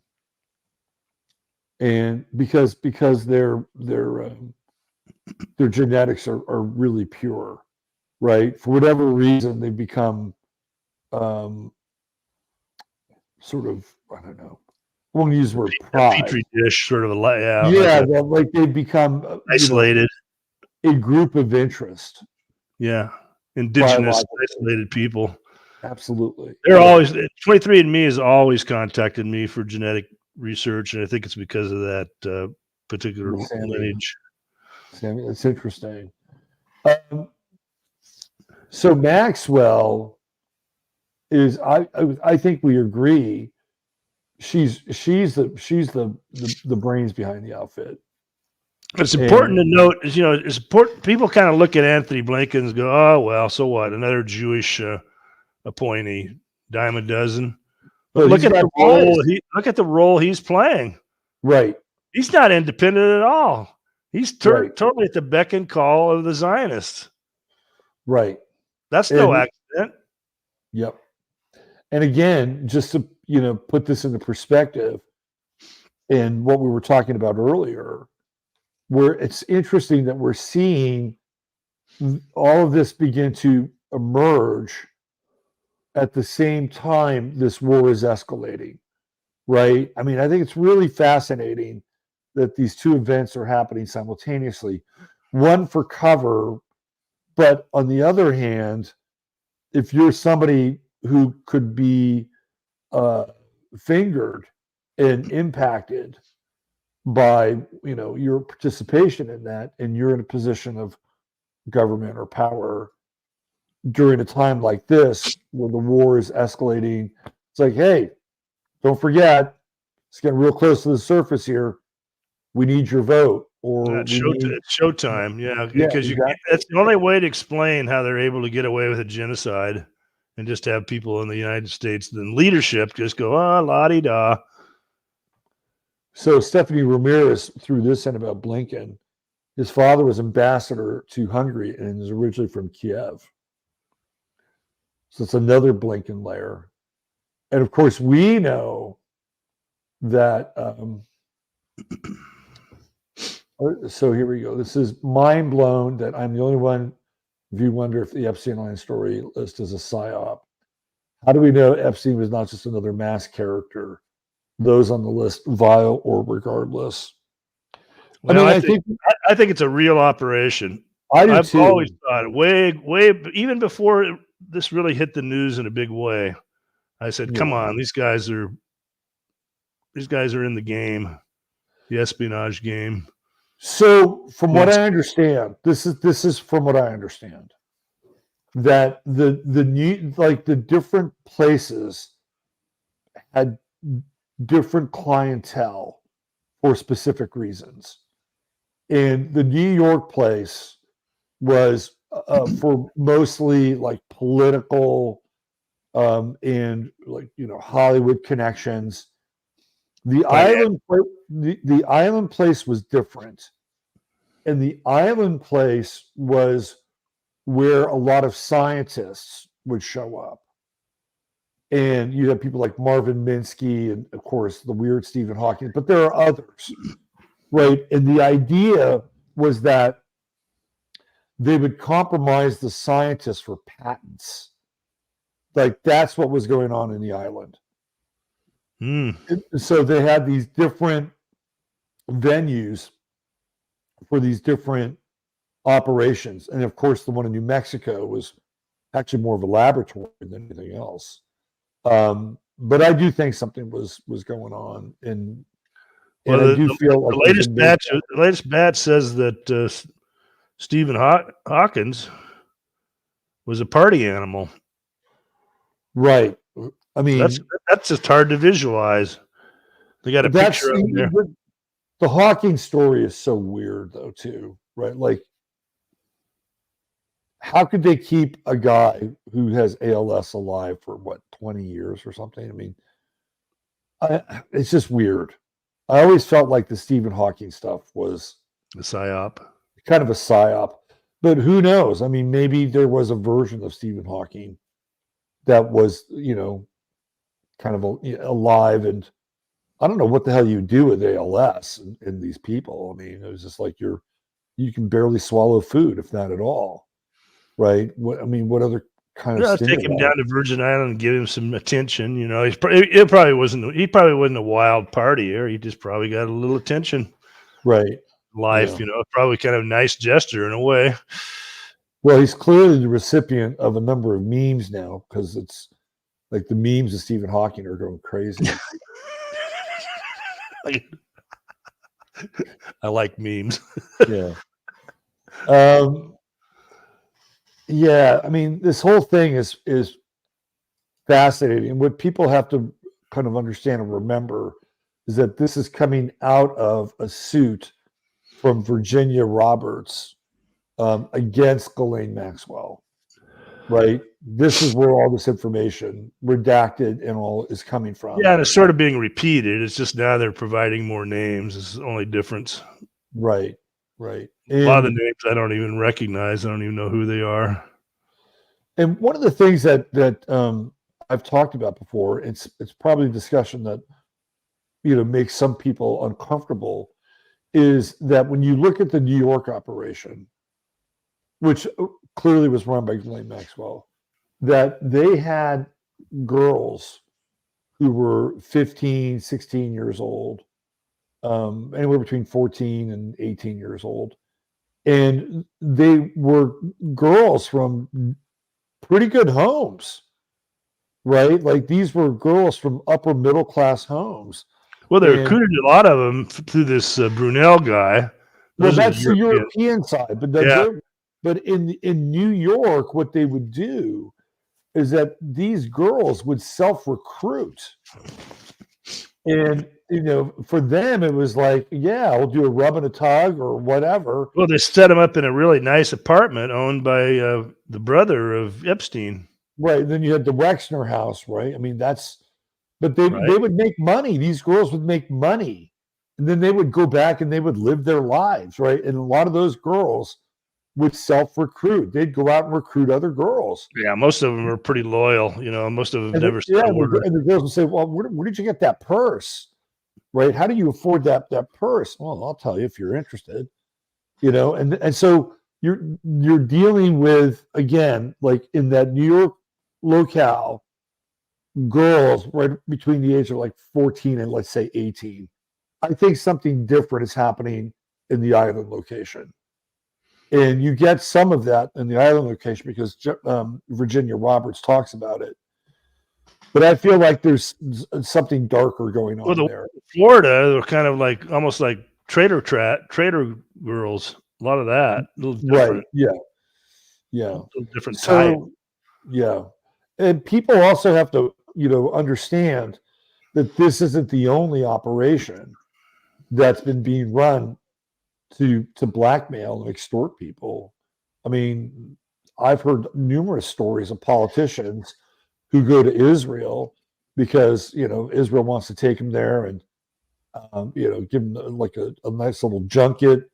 And, they wind up the next day after an evening out and dinner and they're in a very compromised position, right? Like something happened, between 9 p.m. and 6 a.m. that they have no recollection of. So none of this is uncommon, right? No, but in fact, you don't even have to take them down. I mean, I think the ones they took down to the Virgin Islands were really select. That's right. That's exactly what I'm talking about. You got a lot of other people that they can just do private investigations on, kind of find out their weak points, and they use cocaine or whatever, all kinds of stuff like that they could get on people. Yeah, and again, the profile for the Virgin Island location tends to be scientists, which is why you'll look at these names and go, I don't recognize any of these people. And did you hear the interview between Alex Jones and Jimmy Dore? You see that? I saw part of it. I didn't see the whole thing. Well, Alex Jones is talking about the routine that they did on him. He was pretty open about it. He says, they got my phones and they kind of just got into all my personal stuff. And then he admits they produced a dick picture of him that he had. Right. Alex Jones just admits it. So the inside baseball on Alex Jones is that he's being extorted. And he's being extorted because he has a fetish for trannies. And that whole crew, that whole Rogan crew, Roger Stone, like all those guys, the MMA guys, they have this weird tranny fetish. Right. Yeah. In fact, they cross dress. That's right. Does Alex Jones actually cross dress? I've never seen him cross dress. He did it. He did it as a joke. But there's this I guess it's a woman now, Blair White, who shows up on his show a lot. And Blair White has moved to Austin to be closer to Alex Jones. But there was this guy named Matthew North, a young guy who did these really long, deeply and thoroughly researched videos on that entire crew and their connection to transsexuals. And Matthew North wound up dying. Like, he was really young, right?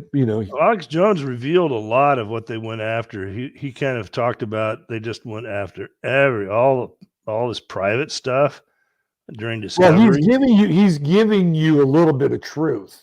Yeah, he is. Right, but why does the system have the power to sue you, drag you into court, and just dig up anything they want? How does that work?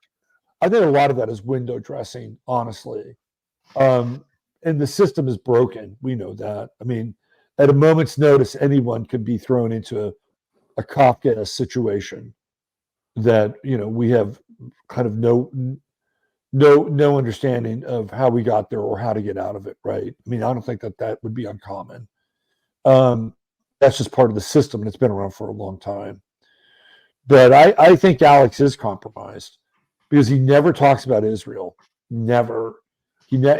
And he had Stu Peters on about 2 weeks ago, and Stu Peters and Alex did not have a script. They didn't have a plan.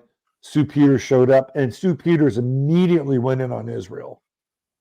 And you could tell Alex was on his heels. Well, but the thing is, a year ago, he wouldn't have even done that. He would not have even given Stu Peters a audience.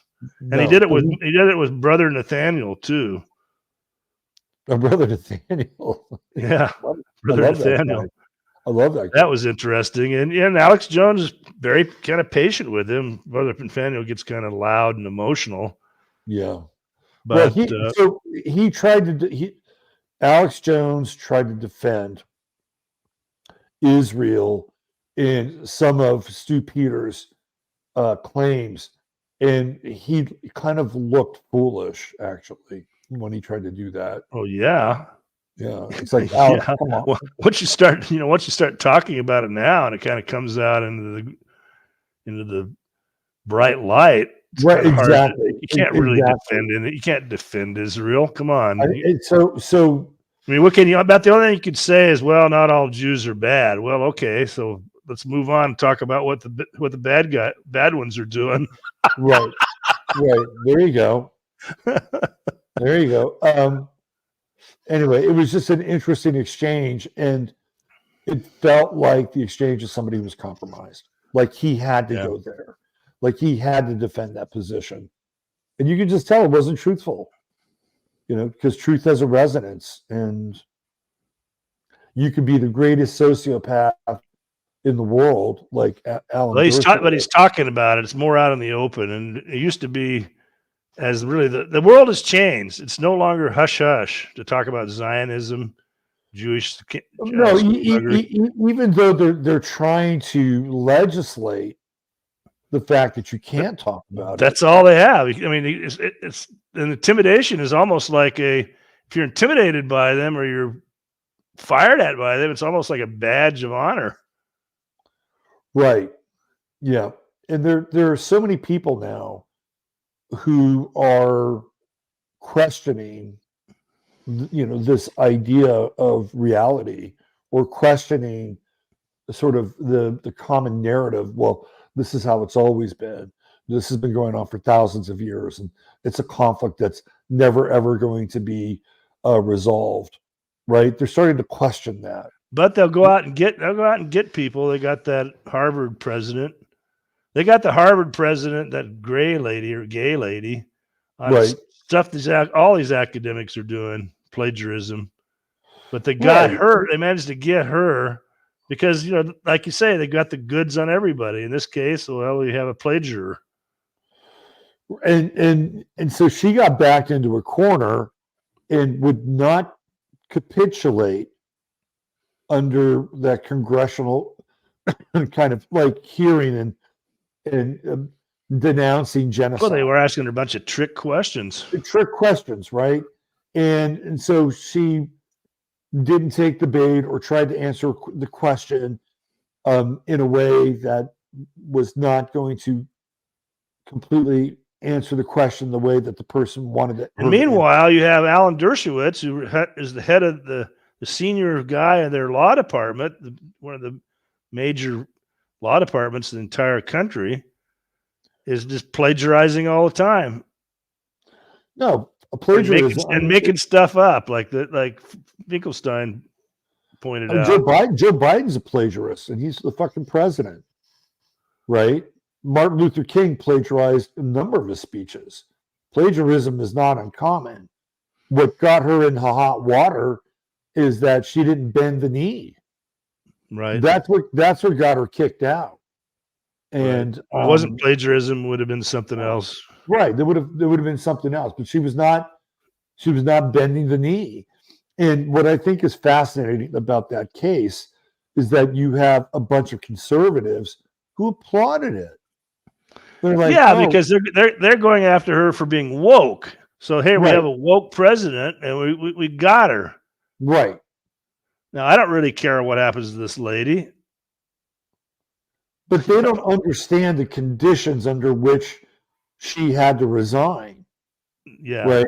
It was just like a pelt for them. And it wasn't because she was woke that she had to resign. That's right. That's right.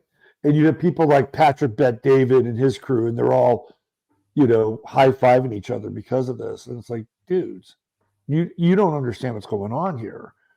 Right. She was forced out because a group with an immense amount of power, money, and influence forced her out because she didn't say the right thing and didn't support whatever their agenda was to the nth degree that they wanted it to be supported. That's why she's out. Not because she's woke, not because she's a plagiarist. And a lot of these people just aren't, they just fail to look at it. They say, oh, that's a victory. We just won. No, you didn't win anything there. If anything, it was a blow against free speech and the freedom to assemble. But they don't understand. And certainly people on campuses should be able to protest against this genocide. They should be able to protest against anything they want. Anything they want, but especially this. Yeah. That should really be, people doing that should really be protected. It's really a shame. So what happened there, right? Well, it sent a message. Sent a message to all these other deans and provosts and presidents. Like, if you want to keep your job, you better keep a lid on this. Okay. Here's a little item I found on Ghislaine Maxwell. At one point, she was the #1 most viral person on the internet. She's literally kickstarted Reddit. Did you know that? That I did not know, but that's interesting. So it was because she was so viral that Reddit took off. Is that what you're saying?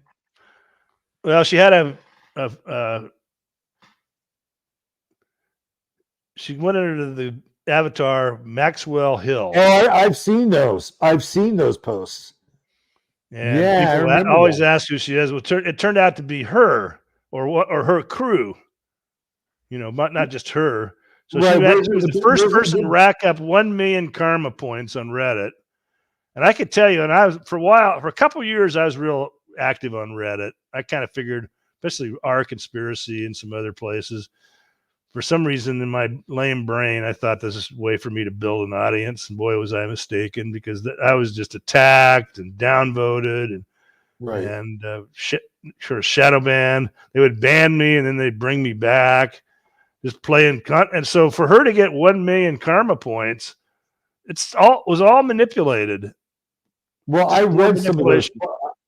I read some of those posts too, and she was talking about having a lot of us having sex with minors. Did you read those posts? Yeah, she got into that a little bit, right? Yeah. Like, different states, the delineation in terms of ages, and then they brought in this Ellen Powell from Vanity Fair, which is a Zionist-owned publication, to run Reddit, and that's when they really started censoring. That's when I got banned, right after she was brought in. I didn't last much longer after Ellen Powell was assigned. Yeah. And so she's tied in with that. These people are it's all a network. Interesting. Well, we could probably, if we really put our shoulder to the wheel and dug into Ghislaine Maxwell, we could probably wind up doing about a 3 to 4 hour show on her. Just everything that she was involved with. Well, the sidebar thing of Reddit. I mean, that's pretty big. She was a major manipulator of news through moderating. So she controlled a lot of the moderators at Our World News, and Our World News is big. A lot of people get their information from that. 24.5 million subs, one of the most influential pages on all the internet. She ran it. She ran the moderation of that. How did that happen? I don't know. She's a Mossad agent. Right. It sounds a little like you and I have talked about this before, and how all these people get credentialed and are doing all these things kind of simultaneously. And it's probably not just them, right? Like they have people that are actually doing things under their name, because it's almost nearly impossible for them to do all these things, right?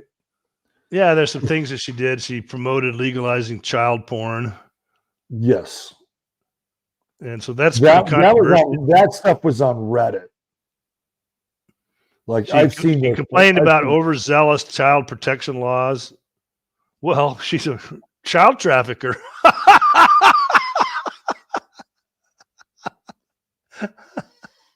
She's trafficking. She's a trafficker. Did you know she got married in 2016? Really?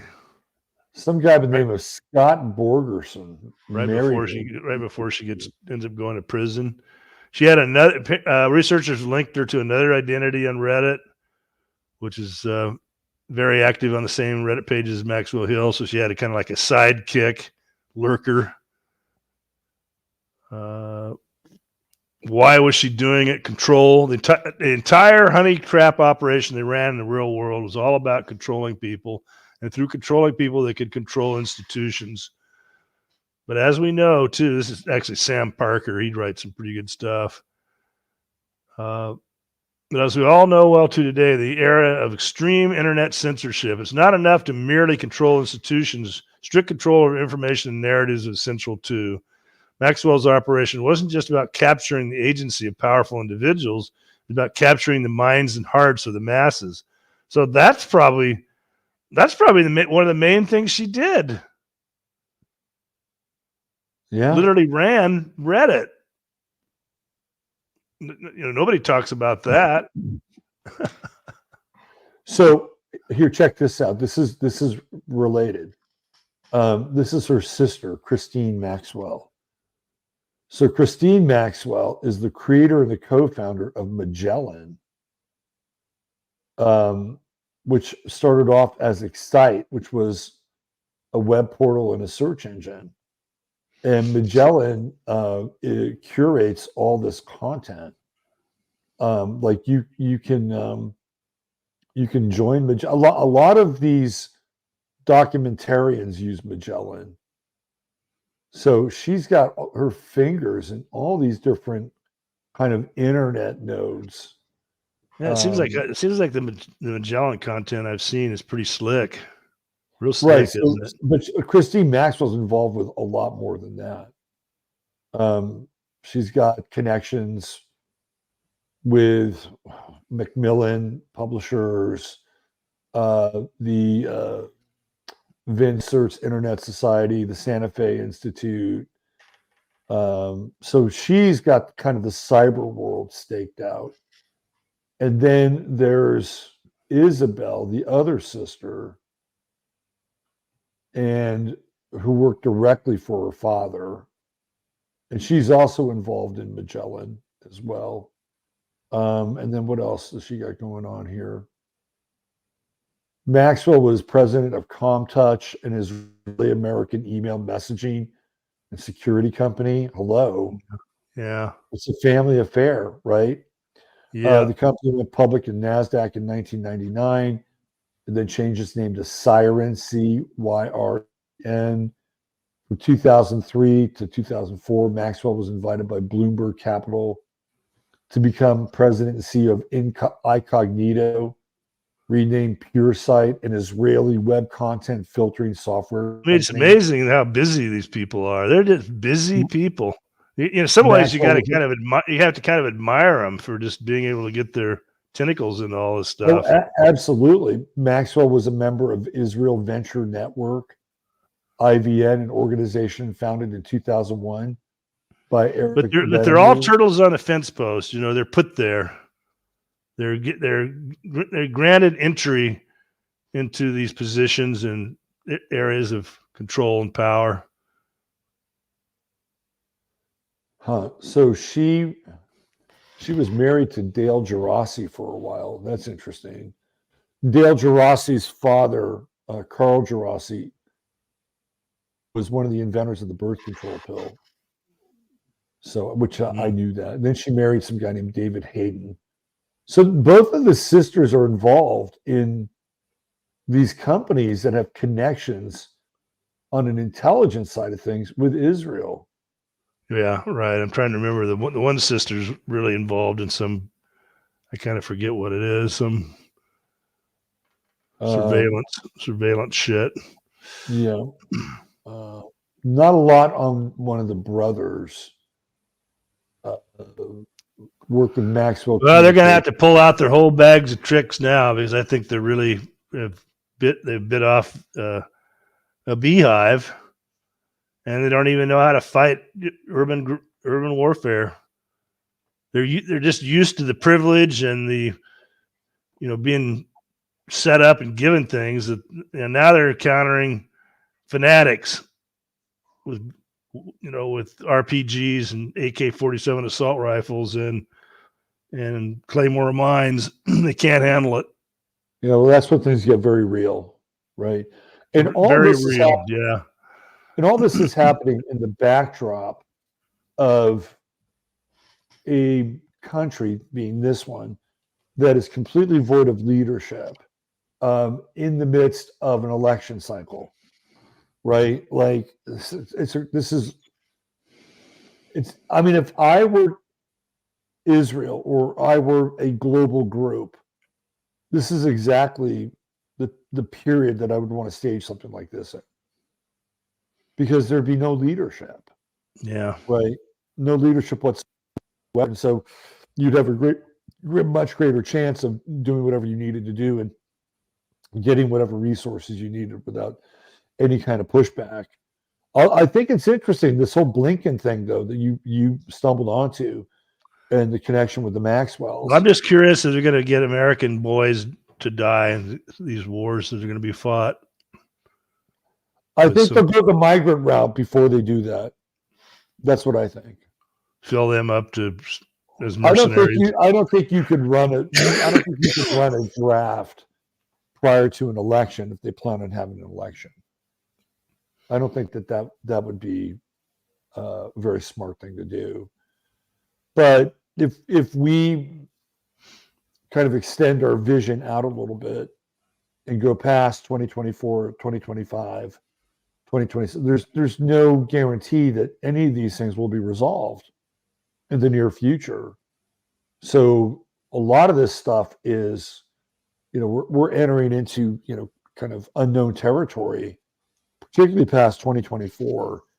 And, wherever we go after that, I mean, that's a whole other show. Russ, as always, this has been deeply informative. Yeah, I think we pulled it off. So maybe we'll get some people checking in and watching this one. Well, particularly on the ground war in Gaza, I had never seen that footage before. It's absolutely startling and shocking in a lot of ways. Yeah, it's hidden away. So that was really a psychological operation where they're trying to act like, well, it's just a matter of time before we capture all Hamas, and then they're masking that by dragging any old man that they find in Gaza, which is over 1 million men in Gaza.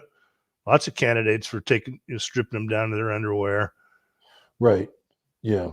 Right. That's a bad look. Well, if you're interested in reading Russ's contributions to all of this, you can go over to winterwatch.net, and he does an amazing job doing deep dives. And I really come to appreciate and respect Russ's ability to understand the military side of this stuff and the tactical side of this stuff. So if you want to learn more about that, I would say go to the site and on a daily basis and just see what he has up there, because you will be informed. And he needs some new readers anyway. He's kind of flushing fresh out readers, yeah. Yeah. All right, Russ. So we'll All see right. See you next month. All right. You take care. Bye-bye. All right. That is our friend Russ Winter from winterwatch.net. And don't forget to hit the like button there, thumbs up, and subscribe if you haven't subscribed. On Fridays, we always do our best to have a guest and talk about some of these things that a lot of other people don't talk about. And maybe they do, but not in the way that we do.